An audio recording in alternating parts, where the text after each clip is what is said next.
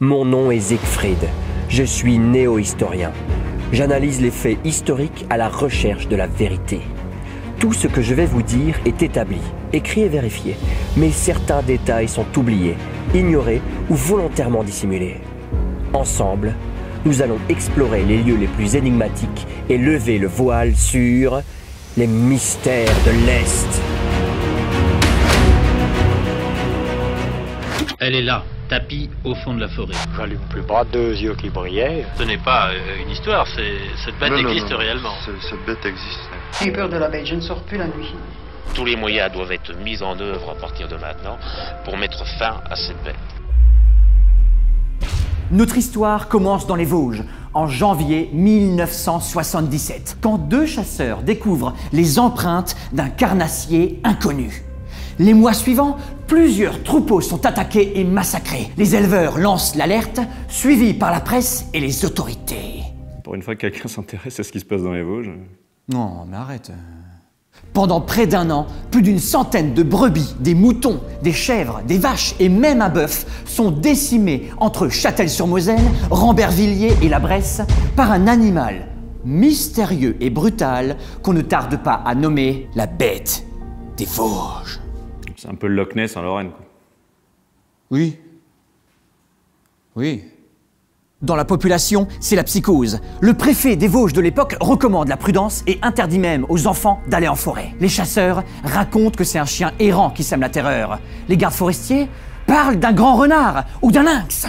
Mais la taille des griffures et des morsures retrouvées ne correspondent pas. La bête est plus massive. Comme un ours? Ah Hein? Non, rien à voir. Première hypothèse, la manipulation génétique. Ah ouais, carrément, dans les Vosges. En génétique, un animal hybride est issu du croisement naturel ou artificiel de 2 individus issus de sous-espèces différentes. Par exemple, le zébrane, c'est le résultat d'un accouplement entre un zèbre et un âne, le kama entre un dromadaire et un lama, et là où ça va te plaire, le pisli. Entre une poule et un grizzly? Mais tu dis n'importe quoi! Entre un ours polaire et un grizzly. Pisli. Ah oui, non mais c'est logique. Ah oui, une poule, un grizzly, t'imagines la scène? Et si un savant fou avait croisé 2 prédateurs comme le renard et le lynx? Un relynx? Ah, eh ben non, ça marche pas. Oui, parce qu'en génétique, on peut pas faire n'importe quoi, il y a des limites dans la nature. Et en plus, mauvaise piste, parce qu'en avril 1977, on a réussi à prendre en photo la bête des Vosges. Sérieux? Bah, c'est un loup. Deuxième hypothèse. Les Vosges crient au loup. Cet animal a fait naître beaucoup de superstitions à travers l'histoire. Et dès le Moyen-Âge, on l'extermine pour protéger les hommes et les troupeaux. Bah, et les promeneurs aussi. Ouais. Enfin non. Les loups ne s'attaquent jamais au village et encore moins aux humains. Alors si, il y a une seule raison pour qu'un loup attaque l'homme, c'est quand il est enragé. Mais un loup prédateur pour l'homme, ça n'existe pas, ou super rare. Ouais, donc il pourrait quand même m'attaquer, quoi. Mais non, arrête.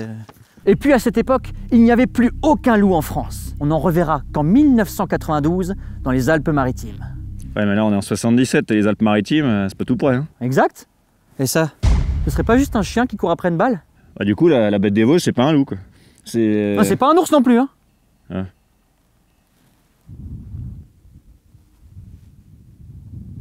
Et du coup, Siegfried, c'est quoi alors? C'est pas... Ok.